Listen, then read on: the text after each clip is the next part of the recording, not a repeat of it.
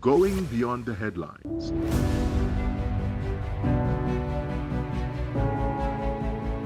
Asking the questions you want answered. Exploring government policies and how they impact you. We are delving deeper.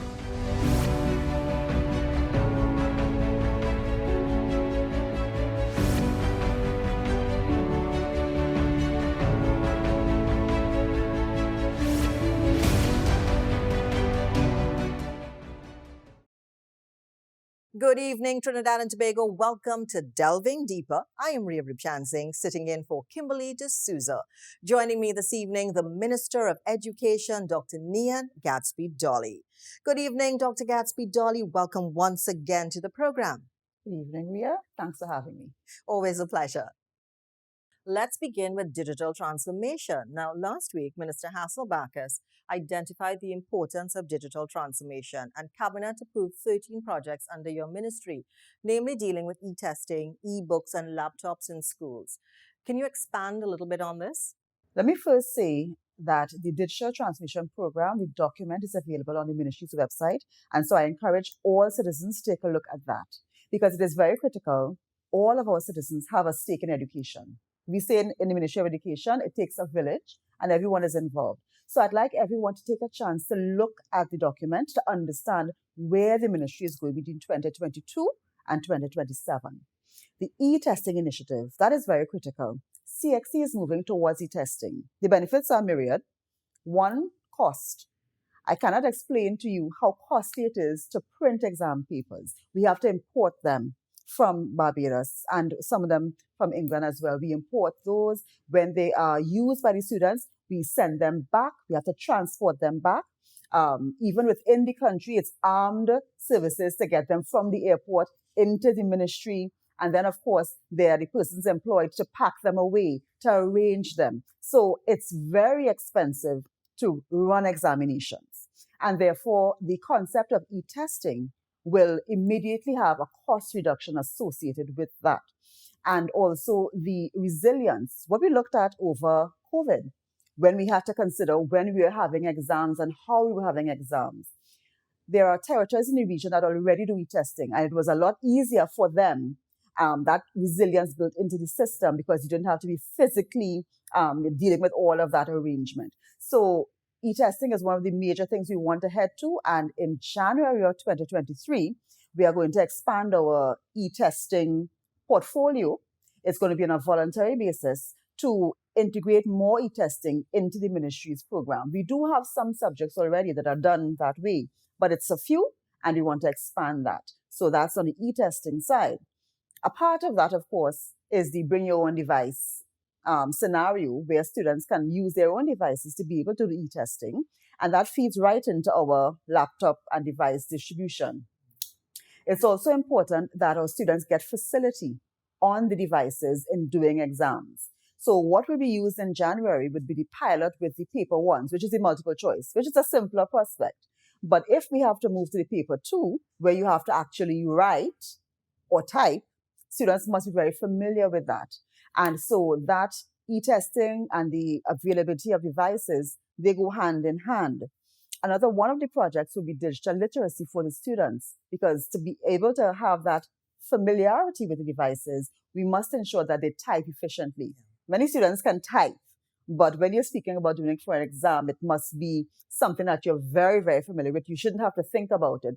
And so that's a part of it as well. Two of our most impactful projects will be the IRIS project as well as the SMS. So the IRIS project deals with human resource management, and that's for our entire ministry, but we are focusing now on the teachers.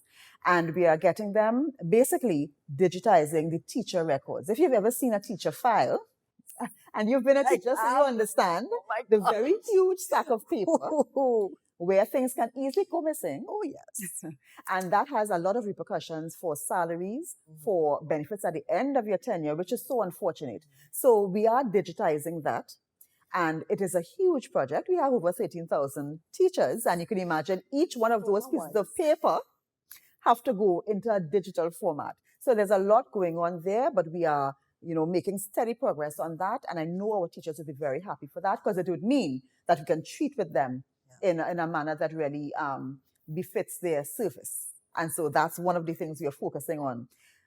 Another thing is the digitization in a similar manner of student records. You would know the cumulative cards, and you would know that those are physical things that again have to move, and it's really not in line with our current circumstance, and it's not in line with what the public expects of us. Because, for example, to get the students at a particular school at any one point in time, the ministry would have to go to a principal.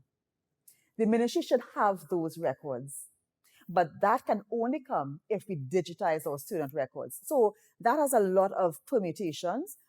It speaks to how we transfer students, and that process can be very protracted. How we transfer students, how examination records are compiled for students, and therefore the kinds of reports you can pull for a school looking at the performance of students, all of this. And some schools already have that in their school system, but as a ministry, we need to be able to have those records and pull those reports at a moment's notice. Even attendance. Think about that fundamental thing that's done on paper generally. So we do have a system that we were using during the pandemic when the schools were online, and we have continued to use that. We've refined it, but we need to now embed that into the system so that at any point in time, we can say, this is the attendance very easily, and we don't have to rely on paper records to do that. So those are two really, really impactful, fundamental projects that we're undertaking now. Ebooks. I think that's one of the big things that people are looking forward to. You would have seen us say last week from the ministry that we are dealing with a freeze almost of the school book list.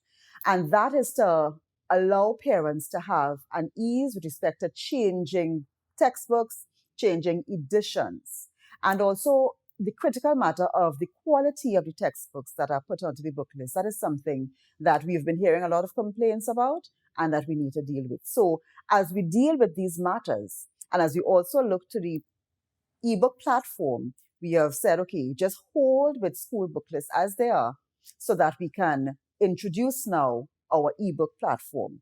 And we're dealing with that through with iGov, we're dealing with bringing that platform to fruition. With respect to the ebooks, because I'm quite interested about that, usually the parent would have to go out and purchase these books for the children. How are the ebooks going to work? Is it that it's going to be open for the children to access, or is it something that's going to be on a purchase basis? So what we are negotiating would be an open access, not fully open, but with access in certain forms to certain books. Because the ebook providers and the publishers, that's a discussion we'll have to have. So the platform will allow us to get ebooks and to use ebooks, but the actual arrangement for the license of the ebook is a different arrangement with the publishers.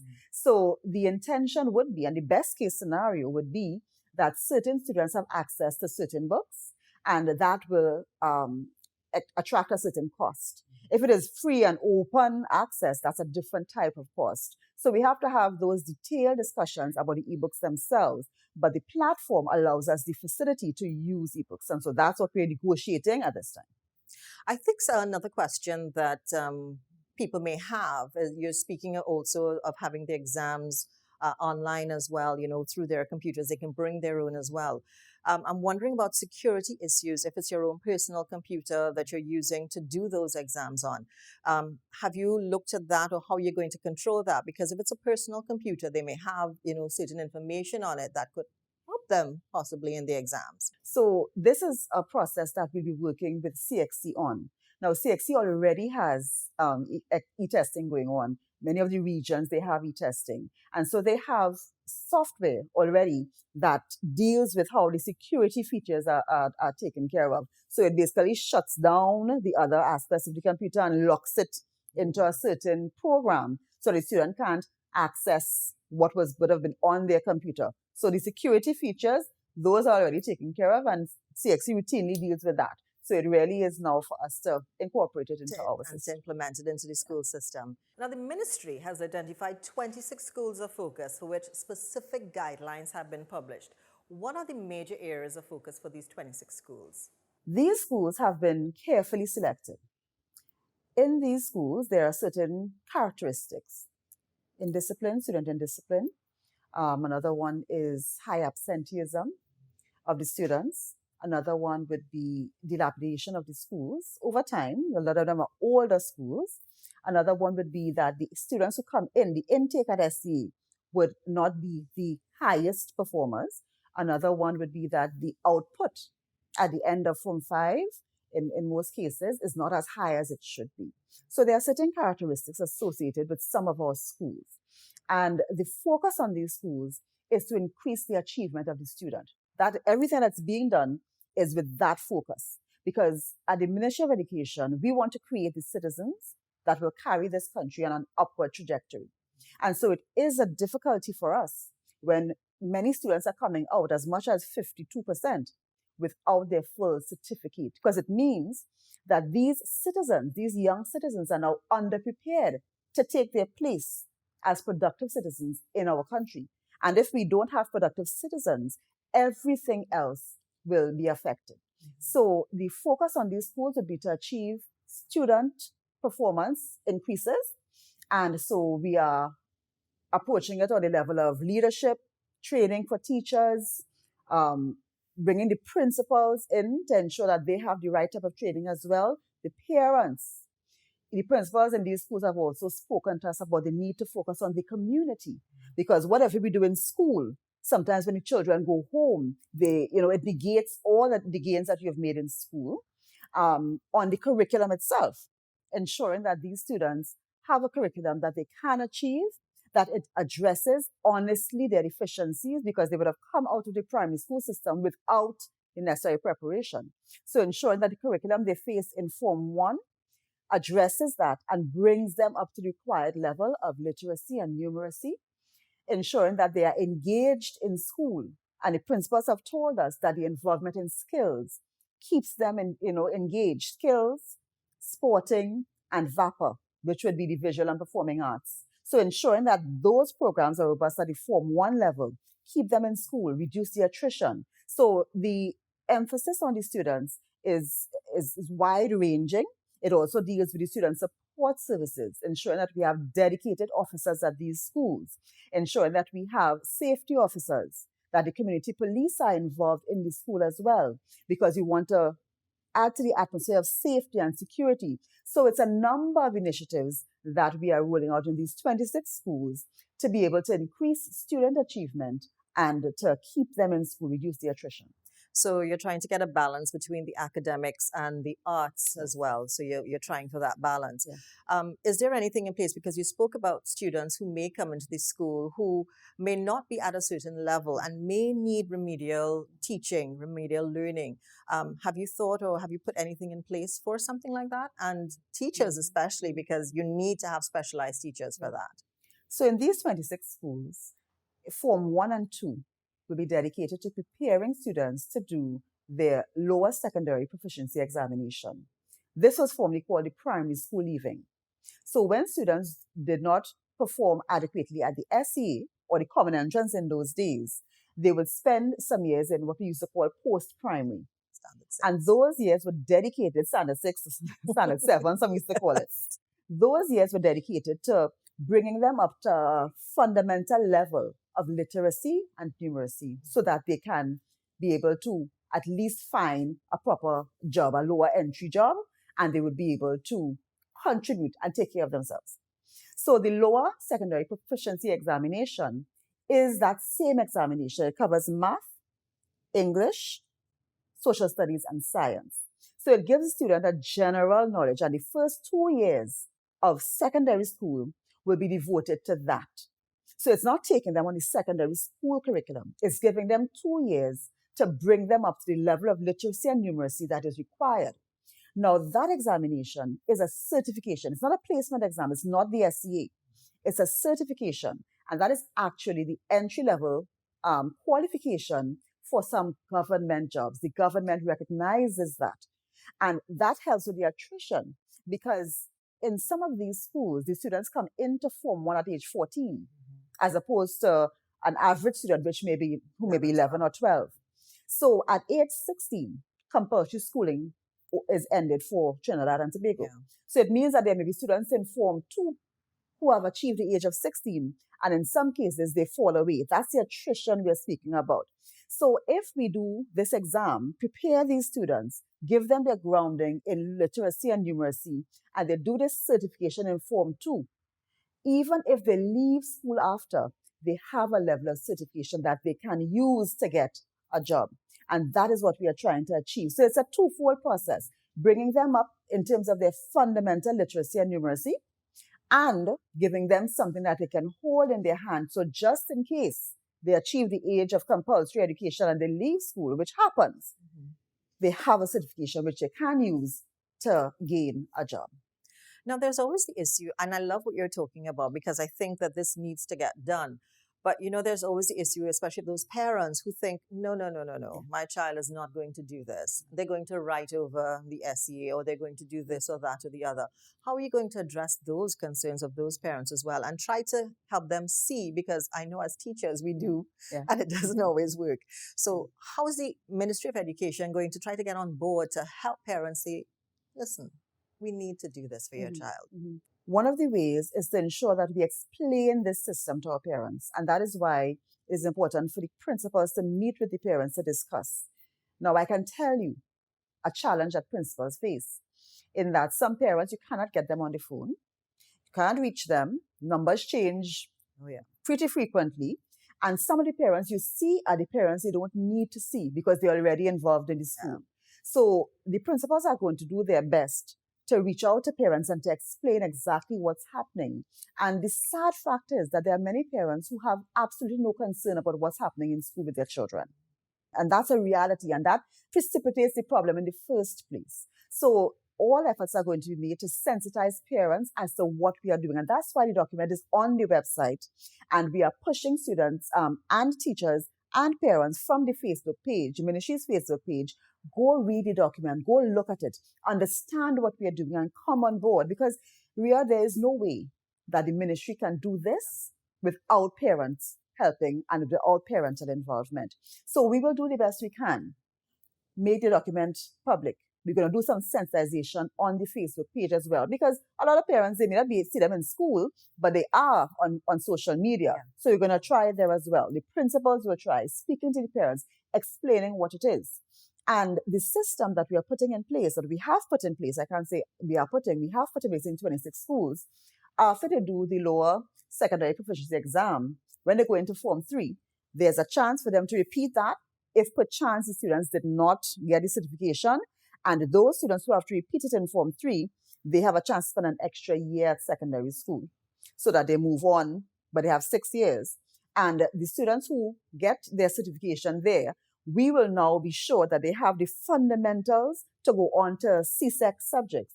And so they will be attempting the CSEC Math, English, another CSEC subject, as well as 2 CVQs. So at the end of it, we're aiming for them to at least have their full certificate. The CVQs are recognized by the government. And so we are aiming for them to have their full certificate. For some, it may be 6 years. For some, it may be 5. But we are putting the program in place so that they can at least have 5 subjects. The curriculum will be simpler, not as many subjects, because we want them to focus on the essentials. But what will not be sacrificed is their involvement in sport, in performing arts, in the skills, the CVQs which we will start, and the life skills aspect of it, where the guidance counselors, the school social workers get a chance to interact with them. And what we are also going to do, you would have seen us do it in the Turn-Up Vacation Revision Program. We are also going to make a call to citizens of Trinidad and Tobago who want to come in and to speak to the students in the school, who want to explain to them how their journey was, how they were able to surmount their challenges. We are going to be making a call in the very near future for persons to be able to apply, to come into the schools, speak to our children, so that they will be getting the practical experience of citizens who have made it, a long life path in spite of challenges. Of course, we'll do vetting and ensure that the persons that speak to our children, will give them the right type of advice. But we want everyone to have the opportunity to pour into the lives of our children. And I suppose this is where you had mentioned earlier that the community also comes into play. Yes. Very important. Very, very important. We need to get back to those days. Where the village raises the child. And that is, we've come away from that, Ria. We have to get back. Yeah, we need to get back to that. Now, you've indicated that your ministry will be collaborating with the Ministry of Youth Development and National Service to have the MyLAT program expanded to include girls. Can you give us an update on that? I want to say kudos to the Prime Minister for singling out the youth and having an entire ministry dedicated to their development. It means that there's a recognition on the part of the Prime Minister that we have to develop our greatest resource, which are our people, and our young people more so. So the MyLAT program has been very successful over the years at reforming young people. And I think it's one of the things that we have to recognize and salute. Now, how does that help us at the Ministry of Education? You would have noticed a couple of videos, and they keep popping up, of school violence. Not that fighting in schools is new, and not that I think we can completely eradicate it, but what is new is that sharing the cell phones. And prior to 2020, when schools closed for COVID-19, cell phones were, in some schools, you couldn't have your cell phone on you. And even though that may be the case in some schools still, phones have now become a part of the educational landscape. So students have their phones in the classroom. They have their phones at lunchtime when, there's less supervision and they can free themselves up. And so they're using it to the greatest advantage. So what's happening is that we are now really getting a sense of what's happening in our schools, and maybe it could be a bit more. Students come back out and the numbers show, based on the data that we collect, that it is a bit more in terms of school and discipline in general, and then of course you have the fighting. So there are some students that are repeat offenders, meaning that you see them every year, multiple times, getting into fights. And so we have a revised school discipline matrix that speaks to not only dealing with the negative behavior, but also positive behavior reinforcement and encouragement. And so we are going to be rolling out a campaign of showing children how you are supposed to behave, because we take it for granted that they know. Some of them do not know. So that's part of it. But there are some students that require more supervision. They require immersion in an environment that is more regimented for their self-development. We have to save them from themselves. And so that is why the discussion between the Ministry of Education and the Ministry of Youth Development would have emerged as to reserving a certain part of the MyLAT intake every year so that the Ministry of Education can actually recommend students. That happens informally.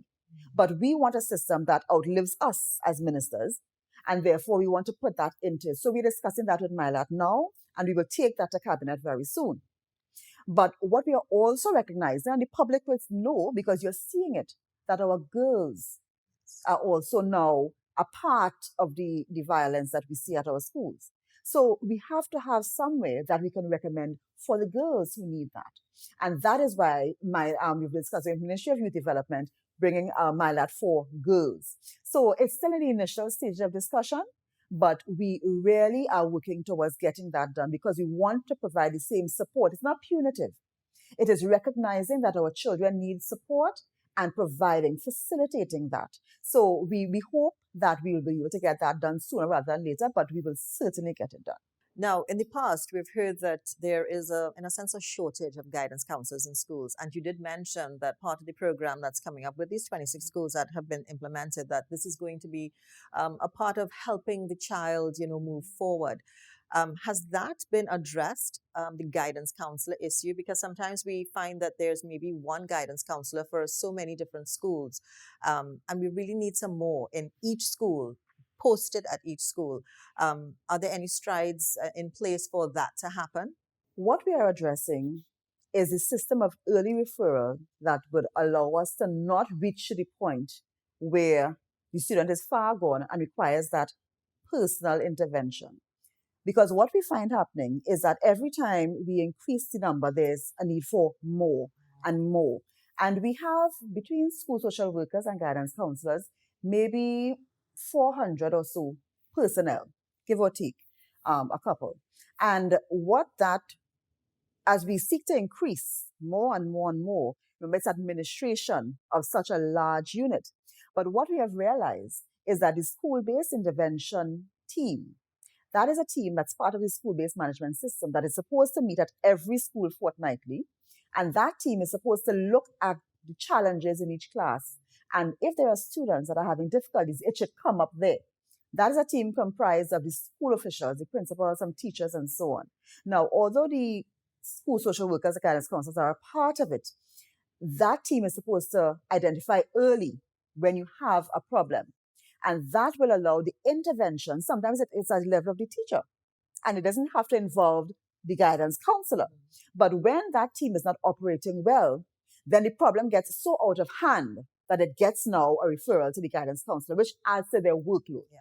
So in addition to ensuring we fill all the vacancies, which I think we are at, maybe a couple that have not been filled, what we are focusing on is ensuring that the school-based intervention team operates efficiently. That way, we can deal with the problems while they are small. There are things that teachers, principals, parents can deal with before it gets referred to the guidance counselor and adds to their workload and exacerbates the shortage, if you want to put it like that. Minister Gatsby Dolly, your final thoughts. I want to assure the public that the Ministry of Education is up to the challenge. This is and has been a very challenging time, but we are doing our best and will continue to do so to move the ministry forward in a very serious way along the digital transformation platform, looking at our curriculum and ensuring that we deliver modern, relevant, quality education to all of our young citizens to create the citizen that will take Trinidad and Tobago on an upward trajectory.